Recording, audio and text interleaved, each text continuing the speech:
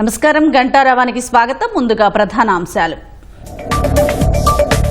Ration దుకాణాల్లో 20 రూపాయలకే kilo గోధుమ పిండి, జిల్లా కేంద్రాల్లో ప్రయోగాత్మకంగా మొదలైన పంపిణీ.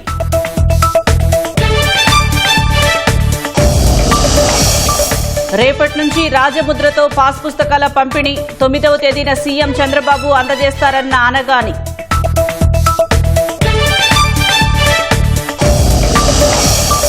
అణుస్థావరాల జాబితాను పంచుకున్న భారత్ పాకిస్తాన్. 1988 ఒప్పందంలో భాగంగా వివరాల మార్పిడి.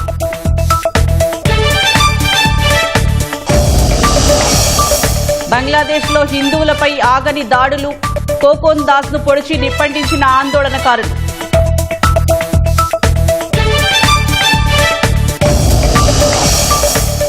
స్విట్జర్లాండ్ పేలుడు ఘటనలో 40 మంది మృతి, 100 మందికి గాయాలైనట్లు మీడియా కథనాలు.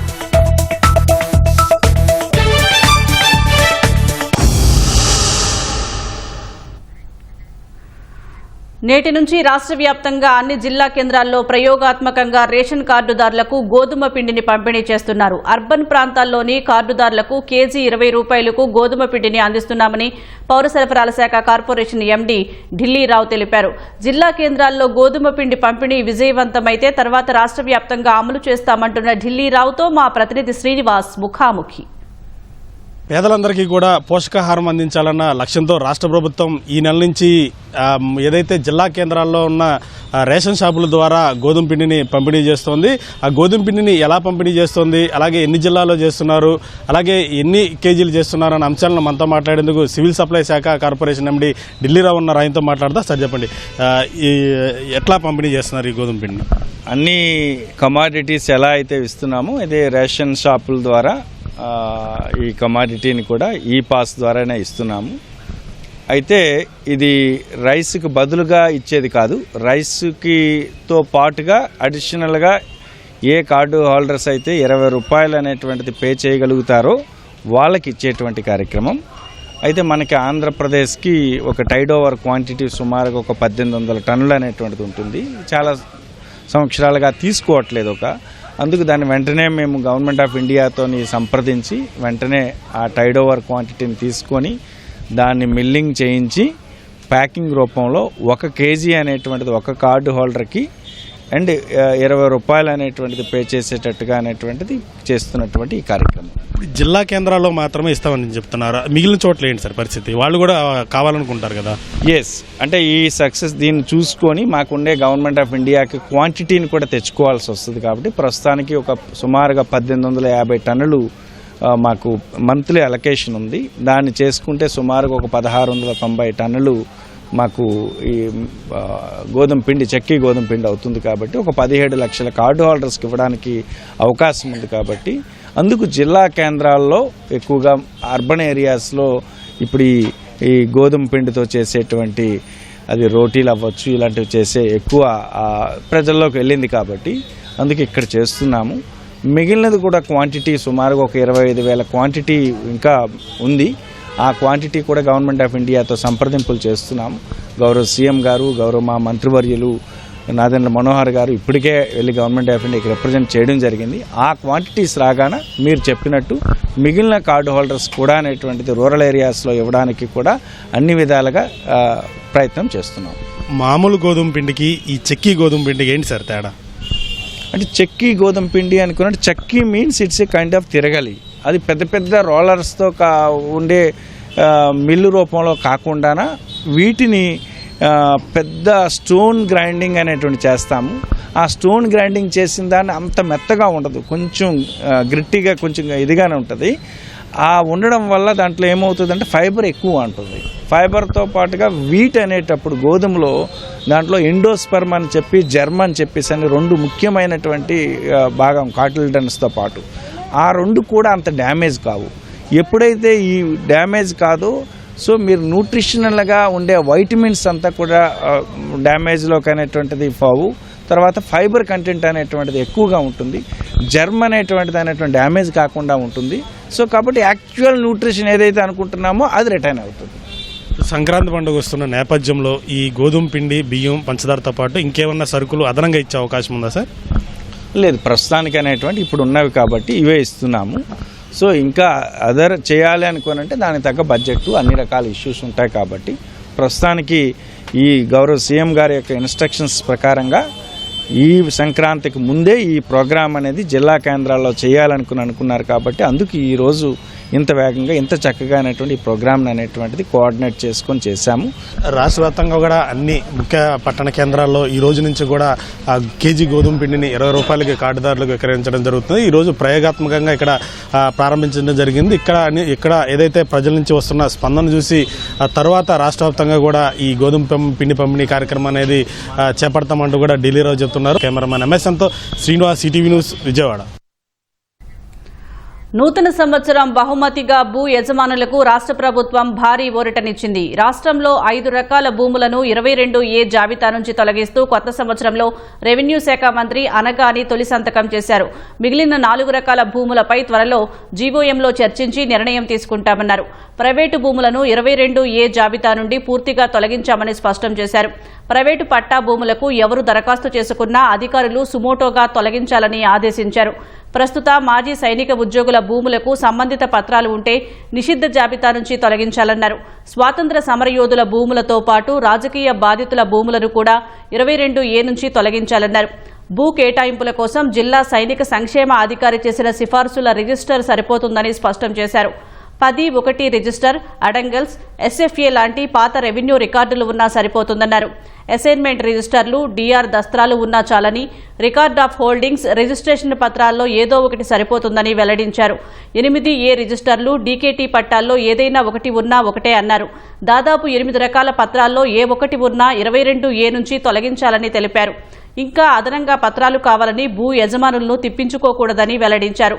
రైతులు, భూ యజమానుల హక్కులు రక్షించడమే తమ ప్రభుత్వ ప్రథమ కర్తవ్యమని మంత్రి స్పష్టం చేశారు.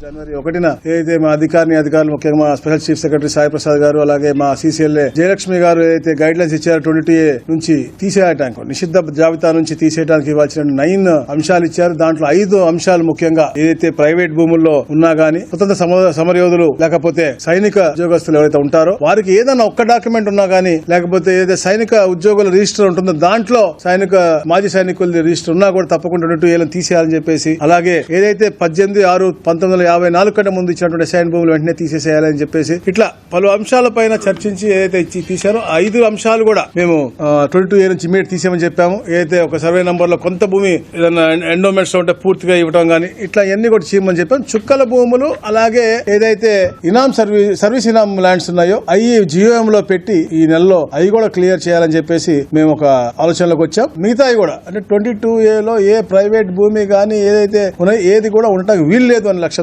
ఈ యొక్క కార్యక్రమం ఈరోజు చేయడం చాలా ఆనందదాయకంగా ఉంది. 2025 మధ్యాహ్న సంవత్సరం లాగా అయింది. ఈసారి నాకు అనిపిస్తా ఉంది 26 భూములు సంబంధించిన నామ సంవత్సరంగా అయ్యేటట్టుగా ఉంది. ఎందుకంటే గతంలో అన్ని భూ కబ్జాలు అన్ని చేశారు. ఈ రోజు దీంతో పాటే 22A రిమూవల్ తో పాటే ఏదైతే నూతనంగా తప్పుడు రిజిస్ట్రేషన్ జరిగినాయో అవి కూడా లా కంకరెన్స్ తెప్పించుకుని దాని కూడా రూల్స్ అన్ని కూడా ఫ్రేమ్ చేసి తప్పుడు రిజిస్ట్రేషన్ చేసే అన్ని కూడా క్యాన్సిల్ చేసే హక్కులు కూడా మేము అధికారులకు ఇస్తా ఉన్నాం. గత ప్రభుత్వం లాక్కుని పేదవాడి దళితుల భూములు ఎవరికైతే అసైన్ చేశారో రకరకాల అసైన్మెంట్స్ ఉంటాయి. దాంట్లో ఎవరికైతే పేదవాడికి ఇచ్చామో వాళ్ళని బెదిరించో భయభ్రాంతులు చేసి లాక్కునే పరిస్థితి. అందులోనూ రిజిస్ట్రేషన్ అయిన దాంట్లో మాక్సిమం గా మనకి అంటే illegal way of free hold జరిగినట్టు మనం గమనించాం. అవన్నీ కూడా అధ్యయనం చేసాం. అవన్నీ కూడా అవన్నీ క్లియర్ చేసి ఫిబ్రవరి కల్లా మేము వీఆర్ థింకింగ్ ఆఫ్ అంటే అది కూడా జిఎంలో ఒక ఐటమ్ నేను చెప్పినటువంటి 3 అంశాలు అది కూడా ఒక ఐటమ్ కూడా తప్పకుండా చేస్తాం. అలాగే ముఖ్యంగా రేపటి నుంచి మేము పాస్ పుస్తకాలు కూడా ఇస్తా ఉన్నాం. రాజముద్రతో ఉన్న పాస్బుక్లు ఇస్తా ఉన్నాం. 9వ తారీఖు గౌరవ ముఖ్యమంత్రి గారు ఈ రాష్ట్రంలో ఎక్కడో ఒక దగ్గర పెద్ద ఎత్తున ఈ పాస్బుక్ పంపిణీ కార్యక్రమం కూడా చేసి ముగిస్తారు. ప్రభుత్వ సహకారంతో ఉద్యోగుల సమస్యల పరిష్కారానికి కృషి చేస్తారని ఆంధ్రప్రదేశ్ సచివాలయ ఉద్యోగుల సంఘం అధ్యక్షుడు జి రామకృష్ణ అన్నారు. సచివాలయ ఉద్యోగుల సంఘం అధ్యక్షునిగా ఆయన ప్రమాణ స్వీకారం చేశారు. సంఘం ప్రధాన కార్యదర్శిగా నాపా ప్రసాద్, కార్యవర్గ సభ్యులు పదవీ బాధ్యతలు స్వీకరించారు. సచివాలయం 3వ బ్లాక్లో నూతన కార్యవర్గం కొలువుదీరింది. కార్యక్రమానికి సచివాలయ ఉద్యోగులు భారీగా తరలివచ్చారు. ప్రెసిడెంట్ గా అవకాశం ఇచ్చిన సచివాలయ సంఘ సభ్యులందరికీ పేరు పేరున ధన్యవాదాలు తెలియజేసుకుంటున్నాం. మా కొత్త కార్యవర్గం ఈరోజు కొలువు తీరుతుంది. ఉద్యోగులు ఏదైతే ఆశిస్తున్నారో మా నుంచి తప్పనిసరిగా వాళ్ళ ఆకాంక్షలకు అనుగుణంగా పనిచేస్తాము. ప్రభుత్వానికి ఉద్యోగుల మధ్య వారధిగా ఉంటూ ఉద్యోగుల హక్కులు కాపాడుకోవడంతో పాటు ఏదైతే పెండింగ్ సమస్యలు ఉన్నాయో ఒక్కొక్కటి పరిష్కరించుకుంటాము. సిపిఎస్ ఉద్యోగులకు సంబంధించిన డిఏ అరియర్స్ గౌరవ ముఖ్యమంత్రి గారు ఈరోజు చెల్లించడం జరిగింది. పెండింగ్ బకాయిలు మా సంఘం తరపు నుంచి గౌరవ ముఖ్యమంత్రి గారికి కృతజ్ఞతలు తెలియజేస్తున్నాం. అపరిష్కృతంగా ఉన్న ఈ సమస్యలన్నీ ఒక్కొక్కటిగా ముఖ్యమంత్రి గారు సాల్వ్ చేస్తారని మాకు నమ్మకం ఉంది. ప్రభుత్వానికి మంచి పేరు తీసుకురావడానికి, మా సభ్యులకు సంబంధించిన సమస్యలు పరిష్కరించుకోవడానికి మా సంఘం దృఢనిశ్చయంతో పనిచేస్తుందని మీ అందరూ తెలియజేసుకుంటున్నాను. రాష్ట్ర వ్యాప్తంగా న్యూ ఇయర్ వేడుకలు ఘనంగా జరుపుకుంటున్నారు. 2025లో అద్భుతమైన విజయాలను నమోదు చేసుకున్నామని, వాటి ఫలితాలు 2026లో లభిస్తాయని మంత్రి కందుల దుర్గేష్ అన్నారు. తూర్పుగోదావరి జిల్లా నిడదవోలులో కార్యకర్తలు మంత్రి దుర్గేష్ను కలిసి శుభాకాంక్షలు తెలిపారు.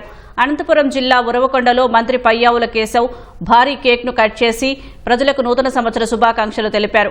సంక్షేమం, అభివృద్ది నినాదంగా రాష్ట్రాన్ని అన్ని విధాలా అభివృద్ది చేసేందుకు సీఎం ప్రత్యేక చర్యలు చేపట్టారని మంత్రి ఎన్ఎండి ఫరూక్ అన్నారు. నూతన సంవత్సరం సందర్భంగా ఉమ్మడి విజయనగరం జిల్లా వ్యాప్తంగా ఆలయాలు భక్తులతో కిటకిటలాడాయి. పలువురు అధికారులు మంత్రి కొండపల్లి శ్రీనివాస్కు నూతన సంవత్సర శుభాకాంక్షలు తెలిపారు. ఎమ్మెల్యే అదితి గజపతిరాజు నూతన సంవత్సర వేడుకల్లో పాల్గొన్నారు. తిరుపతి జిల్లా వెంకటగిరిలో MLA Kurugondla Ramakrishna new year వేడుకల్లో పాల్గొన్నారు. ప్రకాశం జిల్లా ఎర్రగొండపాలెంలో నూతన సంవత్సర వేడుకలు ఘనంగా నిర్వహించారు. కొత్త ఏడాది వేళ విశాఖ సింహాచలం లక్ష్మీ నరసింహస్వామి ఆలయం భక్తులతో కిటకిటలాడింది. ఆలయాన్ని రకరకాల పుష్పాలతో అందంగా అలంకరించారు. అనకాపల్లిలో నూతన సంవత్సర వేడుకల్లో చోడవరం ఎమ్మెల్యే కేఎస్ఎన్ఎస్ రాజు పాల్గొన్నారు.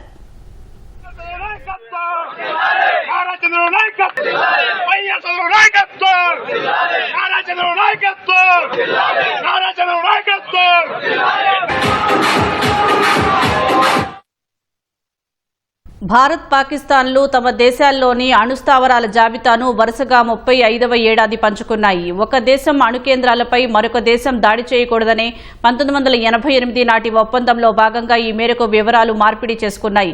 గత ఏడాది సైనిక ఘర్షణలతో ఇరు దేశాల మధ్య సంబంధాలు తీవ్రంగా ప్రభావితమైనప్పటికీ ఈ ప్రక్రియ కొనసాగింది. దౌత్య మార్గాల ద్వారా ఇరు దేశాలు ఏకకాలంలో ఈ ప్రక్రియ పూర్తి చేశాయి. అణుస్థావరాల విషయంలో 1988 డిసెంబర్ 31న భారత్, పాక్లు సంబంధిత ఒప్పందంపై సంతకం చేశాయి. 1992 జనవరి 1 నుంచి ఏటా అణు సమాచారాన్ని ఇచ్చిపుచ్చుకుంటున్నాయి. ఇదే క్రమంలో 2008 నాటి కాన్సులర్ యాక్సెస్ ఒప్పందం కింద తమ కస్టడీలో ఉన్న పౌర ఖైదీలు, మత్స్యకారుల వివరాలను సైతం రెండు దేశాలు పంచుకున్నాయి. ఈ విషయాన్ని భారత విదేశాంగ శాఖ వెల్లడించింది. ఈ జాబితాల ప్రకారం పాకిస్తాన్ చెరలో భారతీయులుగా పరిగణిస్తున్న వారు 257 మంది ఉన్నారు. వారిలో 58 మంది పౌర ఖైదీలు కాగా మిగతా 199 మంది మత్స్యకారులు. భారత కస్టడీలో పాక్ జాతీయులుగా పరిగణిస్తున్న వారు 424 మంది ఉన్నారు. అందులో 391 మంది పౌర ఖైదీలు కాగా 33 మంది జాలరులు ఉన్నారు. భారతదేశపు మొట్టమొదటి వందే భారత్ స్లీపర్ రైలును ప్రధాని నరేంద్ర మోదీ త్వరలో ప్రారంభించనున్నారని రైల్వే మంత్రి అశ్విని వైష్ణవ్ తెలిపారు. కోల్కతా, గౌహటి మధ్య అందుబాటులోకి రానున్న ఈ తొలి స్లీపర్ రైలు టికెట్ ధరలు విమాన టికెట్ ధరల కంటే తక్కువగా ఉంటాయని చెప్పారు. ఢిల్లీలో జరిగిన ఓ సమావేశంలో ఈ మేరకు వివరాలు వెల్లడించారు. రాబోయే 15 నుంచి 20 రోజుల్లో ఈ రైలు అందుబాటులోకి రానుందని అశ్విని వైష్ణవ్ చెప్పారు. జనవరి 18 లేదా 19 తేదీల్లో ఈ ప్రారంభ కార్యక్రమం ఉండొచ్చన్నారు. రైలు ప్రారంభం గురించి ప్రధాని మోదీకి తెలియజేశామని చెప్పారు. రాబోయే 2 నుంచి 3 రోజుల్లో ప్రారంభోత్సవ తేదీ వివరాలు ప్రకటిస్తామని అశ్విని వైష్ణవ్ తెలిపారు. ప్రస్తుతం కోల్కతా, గౌహటిల మధ్య విమాన ప్రయాణానికి 6,000 నుంచి 8,000 ఖర్చవుతోందని వైష్ణవ్ అన్నారు.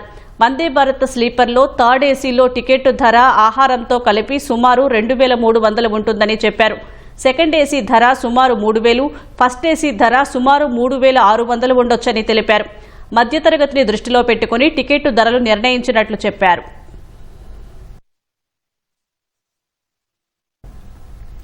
బంగ్లాదేశ్లో హిందువులపై దాడులు కొనసాగుతున్నాయి.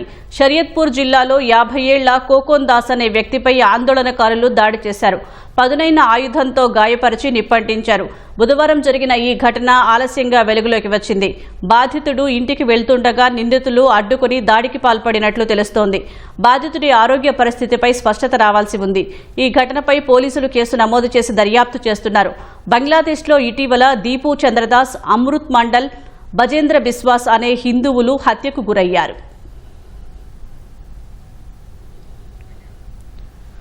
H1B వీసా అపాయింట్మెంట్లు వాయిదా పడిన కారణంగా భారత్లో ఉండిపోయిన తమ ఉద్యోగులు ఇంటి నుంచి పనిచేసేందుకు అమెజాన్ అనుమతించింది.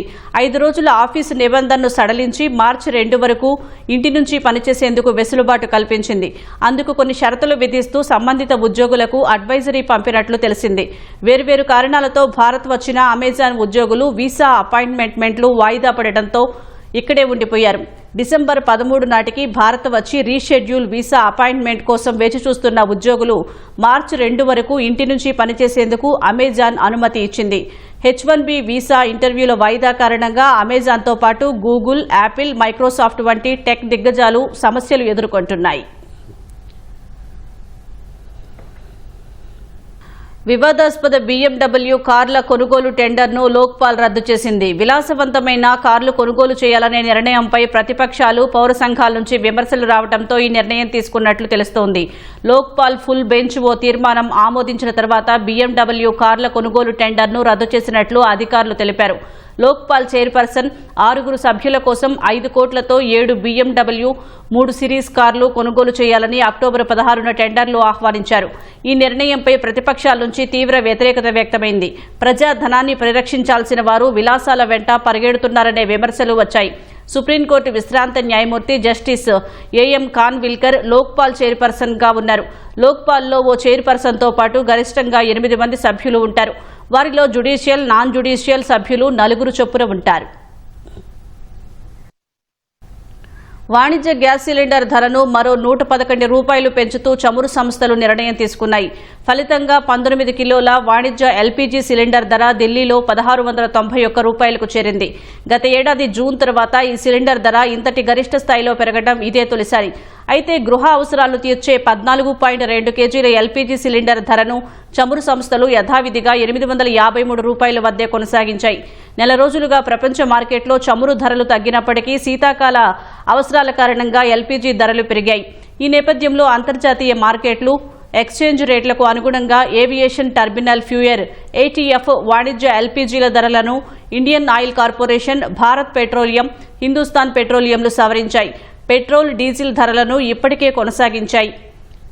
అదే సమయంలో ఏవియేషన్ టర్బైన్ ఫ్యూయల్ ధరను 7.3% మేర తగ్గించాయి. ఫలితంగా ఢిల్లీలో ATF ద్వారా 1 కిలో లీటర్కు 7,353 రూపాయలు తగ్గి 92,323 రూపాయలకు చేరింది. ఈ నిర్ణయంతో విమానయాన సంస్థలపై ఒత్తిడి భారీగా తగ్గనుంది. మద్యం వాసన రావడంతో ఎయిర్ ఇండియా పైలట్ను కెనడా ఎయిర్పోర్టు అధికారులు అదుపులోకి తీసుకున్నారు. పైలట్ నుంచి మద్యం వాసన రావడాన్ని గుర్తించిన విమానాశ్రయం సిబ్బంది అధికారులకు సమాచారం ఇచ్చారు. బ్రీత్ అనలైజర్ పరీక్ష చేయగా పాజిటివ్ అని తేలింది. దీంతో పైలట్ను అదుపులోకి తీసుకున్నారు. ఫలితంగా వాంకోవర్ నుంచి ఢిల్లీకి బయలుదేరాల్సిన విమానం ఆలస్యమైంది. డిసెంబర్ 23న జరిగిన ఈ ఘటన ఆలస్యంగా వెలుగు చూసింది. ఈ విషయాన్ని ఎయిర్ ఇండియా ధృవీకరించింది. భద్రతా ప్రోటోకాల్లో భాగంగా మరో పైలట్కు ఆ బాధ్యతలు అప్పగించామని తెలిపింది. ప్రయాణికులకు కలిగిన అసౌకర్యానికి విచారం వ్యక్తం చేసిన ఎయిర్ ఇండియా ఈ విషయమై కెనడా అధికారులతో సంప్రదింపులు జరుపుతున్నట్లు పేర్కొంది. నిబంధనల ఉల్లంఘనను ఎట్టి పరిస్థితుల్లోనూ సహించబోమని స్పష్టం చేసింది.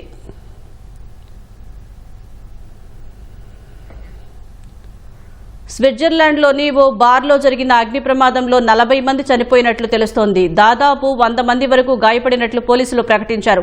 వారిలో చాలా మంది పరిస్థితి విషమంగా ఉన్నట్లు చెప్పారు. కొత్త సంవత్సర వేడుకలు జరుగుతున్న సమయంలో అగ్ని ప్రమాదం జరిగినట్లు తెలిపారు. కొత్త సంవత్సరాది వేడుకల వేళ స్విట్జర్లాండ్లో భారీ ప్రమాదం జరిగింది. ప్రముఖ పర్యాటక ప్రాంతమైన క్రాన్స్ మెంటానా నగరంలోని ఓ బార్లో అగ్ని ప్రమాదం జరిగింది. మృతుల సంఖ్య ఎక్కువగా ఉంటుందని రీజనల్ డైలీ లీ నోవోలిస్టే పేర్కొంది. దాదాపు 40 మంది మృతి చెందడంతో పాటు 100 మంది వరకు గాయపడి ఉంటారని తెలిపింది. మృతుల సంఖ్య డజన్లలో ఉంటుందని వైద్యులు పేర్కొన్నట్లు స్విస్ డైలీ బ్లిక్ వెల్లడించింది. బార్లో నూతన సంవత్సర వేడుకల సందర్భంగా పైరోటెక్నిక్ చేస్తుండగా మంటలు చెలరేగినట్లు భావిస్తున్నారు. వెంటనే పెద్ద ఎత్తున మంటలు చెలరేగినట్లు అనుమానిస్తున్నారు. ప్రమాద సమాచారం అందుకున్న వెంటనే పోలీసులు, ఇతర బృందాలు ఘటనా స్థలానికి చేరుకుని సహాయక చర్యలు చేపట్టాయి. బాధితులను కాపాడి ఆసుపత్రికి తరలించేందుకు అంబులెన్సులతో పాటు ఎయిర్ గ్లేసియర్ హెలికాప్టర్లను ఘటనా స్థలానికి తరలించారు. ఈ ప్రమాదంలో పలువురు మరణించినట్లు పేర్కొన్న పోలీసులు ఆ సంఖ్య ఎంత అనే విషయాన్ని వెల్లడించలేదు. బార్లో జరిగిన కొత్త సంవత్సర వేడుకల్లో 100 మందికి పైగా పాల్గొన్నట్లు పోలీసులు చెప్పారు. ఈ ప్రమాదంలో ఉగ్రకోణం లేదని స్పష్టం చేశారు. కొత్త సంవత్సరం తొలి రోజే నెదర్లాండ్స్లోని ఓ ప్రముఖ చర్చ్ మంటల్లో దగ్ధమైంది. ఆమ్స్టర్డామ్లోని చారిత్రాత్మక సెంట్రల్ ఒండెల్కర్స్ చర్చిలో ఈ తెల్లవారుజామున మంటలు చెలరేగాయి. అగ్నికీలలు వేగంగా చర్చి మొత్తం వ్యాపించాయి. ఈ ఘటనలో చర్చి పైకప్పు పూర్తిగా దగ్ధమైంది. సమాచారం అందుకున్న అగ్నిమాపక సిబ్బంది హుటాహుటిన ఘటనాస్థలికి చేరుకున్నారు. గంటల పాటు శ్రమించి మంటలను అదుపు చేశారు. బాణాసంచా పేలుడు కారణంగా ఈ భారీ అగ్ని ప్రమాదం సంభవించినట్లు అధికారులు భావిస్తున్నారు. 1880 కాలానికి చెందిన ఈ చర్చి ప్రసిద్ధ పర్యాటక ప్రదేశంగా సందర్శకులను ఆకర్షిస్తోంది.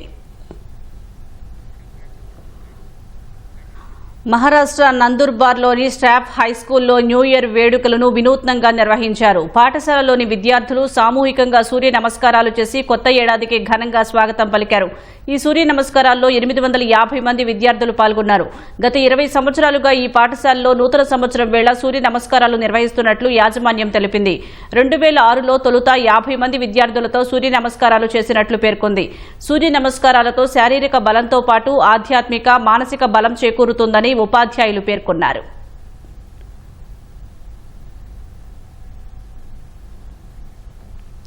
మాదక ద్రవ్యాల అక్రమ రవాణాపై అమెరికా యంత్రాంగం ఉక్కుపాదం మోపుతోంది. డ్రగ్స్ స్మగ్లింగ్ కు పాల్పడుతున్నారనే సమాచారంతో గత 2 రోజుల్లో 5 పడవలను అమెరికా సైన్యం ధ్వంసం చేసింది. ఈ దాడుల్లో మొత్తం 8 మంది మరణించినట్లు అమెరికా సదరన్ కమాండ్ ప్రకటించింది. కరేబియన్ సముద్రం, తూర్పు పసిఫిక్ మహాసముద్ర ప్రాంతాలలో ఈ దాడులు జరిగినట్లు తెలుస్తోంది. మాదక ద్రవ్యాలను అక్రమ రవాణా చేస్తున్న 5 బోట్లపై గత 2 రోజుల్లో దాడి చేసినట్టు అమెరికా సైన్యం ప్రకటించింది. ఈ దాడుల్లో మొత్తం 8 మంది మృతి చెందారని, పలువురు పడవలపై నుంచి సముద్రంలో దూకి పారిపోయారని తెలిపింది. అందుకు సంబంధించిన ఒక వీడియోను విడుదల చేసిన అమెరికా సదరన్ కమాండ్ ఏ ప్రాంతంలో ఈ దాడులు చేశారన్నది మాత్రం స్పష్టత ఇవ్వలేదు. కరేబియన్ సముద్రం, తూర్పు పసిఫిక్ మహాసముద్రాల్లో ఈ దాడులు జరిగినట్లు సంబంధిత వర్గాల ద్వారా తెలుస్తోంది. ఆ వీడియోలో సముద్రంలో 3 పడవలు సమీపంలో వెళ్తున్నాయి. మంగళవారం మొదటి బోట్పై జరిగిన దాడిలో 3 వ్యక్తులు మరణించారని సదరన్ కమాండ్ పేర్కొంది. ఈ దాడి జరగ్గానే మిగిలిన 2 పడవల్లోని వారు సముద్రంలో దూకి తప్పించుకున్నట్టు తెలిపింది. పడవల మధ్య మాదక ద్రవ్యాల మార్పిడి జరిగినట్లు పేర్కొన్న సదరన్ కమాండ్ అందుకు తగిన ఆధారాలు చూపలేదు.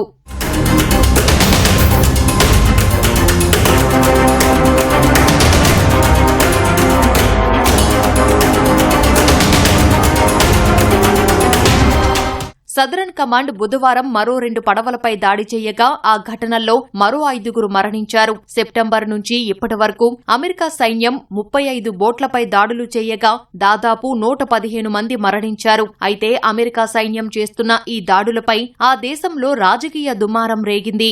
సెప్టెంబర్లో ఒక పడవపై జరిగిన దాడి నుంచి తప్పించుకొని ప్రాణాలతో బయటపడిన వారిని కూడా అమెరికా సైన్యం చంపేసిందని డెమోక్రాటిక్ పార్టీ ఆరోపించింది. ఇది యుద్ధ నేరం కిందకు వస్తుందని పేర్కొంది. మరోవైపు అధ్యక్షుడు డొనాల్డ్ ట్రంప్ ప్రభుత్వం మాత్రం ఈ దాడులను సమర్థించుకుంది. అమెరికాలోకి వస్తున్న డ్రగ్స్ ప్రవాహాన్ని అరికట్టాలంటే ఇటువంటి దాడులు తప్పనిసరి అని ట్రంప్ స్పష్టం చేశారు. రిపబ్లికన్ నాయకులు కూడా ఈ చర్యలు చట్టబద్దమేనని వాదిస్తున్నారు.